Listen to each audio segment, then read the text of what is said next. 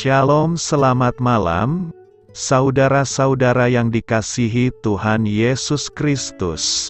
Selamat berjumpa dalam renungan pada malam hari ini, doa dan harapan saya.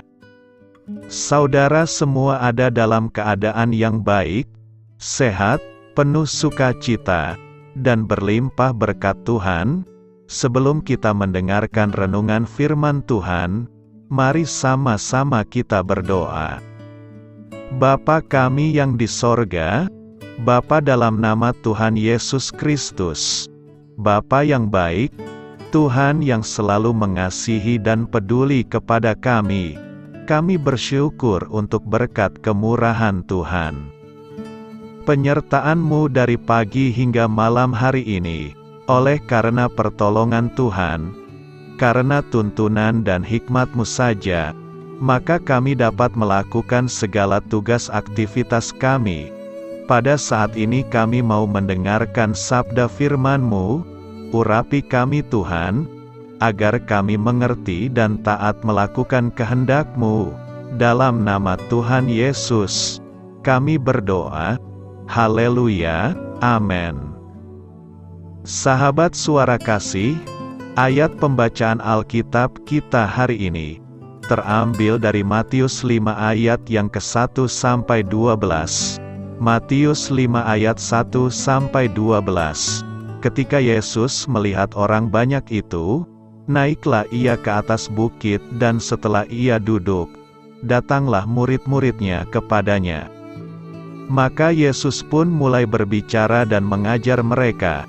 Katanya, berbahagialah orang yang miskin di hadapan Allah, karena merekalah yang empunya kerajaan sorga.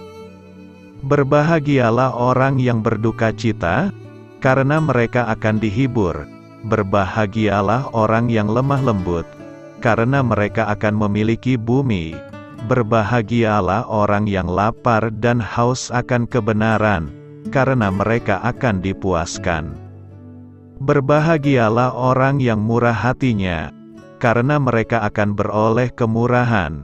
Berbahagialah orang yang suci hatinya, karena mereka akan melihat Allah. Berbahagialah orang yang membawa damai, karena mereka akan disebut anak-anak Allah. Berbahagialah orang yang dianiaya oleh sebab kebenaran, karena merekalah yang empunya kerajaan sorga.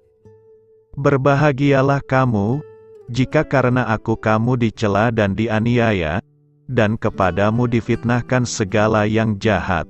Bersukacita dan bergembiralah, karena upahmu besar di sorga, sebab demikian juga telah dianiaya nabi-nabi yang sebelum kamu. Sahabat suara kasih, ayat emas renungan kita hari ini adalah Matius 5 ayat 7 sampai 9. Berbahagialah orang yang murah hatinya, karena mereka akan beroleh kemurahan. Berbahagialah orang yang suci hatinya, karena mereka akan melihat Allah. Berbahagialah orang yang membawa damai, karena mereka akan disebut anak-anak Allah. Judul renungan kita hari ini adalah Hidup dipimpin Roh Kudus, ditulis oleh Yeni Budi Hartono. Sahabat suara kasih, hidup orang percaya yang dipimpin oleh Roh akan menghasilkan buah-buah Roh. Salah satunya adalah kelemah lembutan. Menurut Kamus Besar Bahasa Indonesia atau KBBI, arti lemah lembut adalah baik hati atau tidak pemarah dan sebagainya. Lalu bagaimana lemah lembut menurut Alkitab? Dalam khotbah di Bukit Tuhan Yesus berkata bahwa, berbahagialah orang yang lemah lembut, karena mereka akan memiliki bumi. Matius 5 ayat 5. Orang yang lembut hati adalah orang yang mau dikuasai dan tunduk kepada Tuhan. Ketika kita memberikan diri dan menaati Tuhan dalam segala hal, maka Ia akan memberikan hikmat-Nya, agar kita bisa hidup menguasai segala hal, atau mampu melakukan segala sesuatu. Itulah yang dimaksud dengan memiliki bumi. Itu sebabnya Tuhan Yesus kembali menegaskan di Matius 11 ayat 29, "Pikullah kuk yang kupasang dan belajarlah padaku, karena aku lemah lembut dan rendah hati, dan jiwamu akan mendapat ketenangan."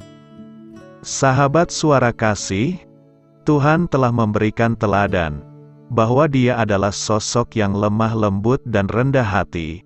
Saat kita memiliki roh kelemah lembutan, hidup bergantung kepadanya dan tunduk dalam kehendak Tuhan, maka kita akan mengalami ketenangan jiwa, memiliki pengharapan, kekuatan dan hikmat, walaupun harus memikul kuk. Marilah kita renungkan, kelemah lembutan menghasilkan penguasaan dalam segala hal, maka mari kita hidup dipimpin oleh Roh Kudus, dan hasilkanlah buah roh dalam hidup kita. Amin. Tuhan Yesus memberkati. Saudara yang terkasih, demikianlah renungan kita pada malam hari ini. Semoga menjadi berkat dan kebaikan bagi kita semuanya. Dan untuk menutup renungan kita pada malam hari ini, marilah kita berdoa.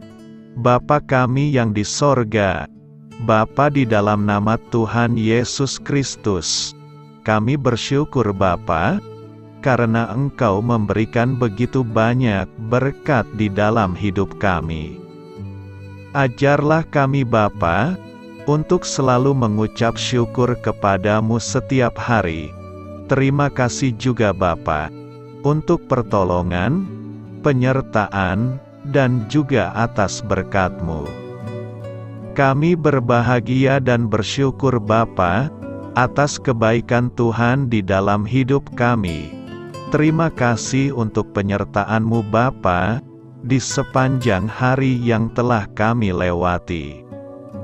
Hingga pada malam hari ini, kami boleh bersyukur lagi di hadapan-Mu Bapa, melalui doa dan renungan malam hari ini. Terima kasih untuk firman-Mu pada hari ini Tuhan. Kami mau belajar dan terus belajar tentang firman-Mu. Firman-Mu yang menguatkan dan meneguhkan iman percaya kami. Firman-Mu yang mengubahkan kehidupan kami. Kami mau melakukan firman-Mu Bapa, di sepanjang kehidupan kami, agar kami menjadi kuat, berjalan bersama dengan Engkau. Terima kasih Bapa, untuk nafas kehidupan yang masih Engkau berikan. Kami mau pakai kehidupan kami, untuk hormat dan kemuliaan nama-Mu.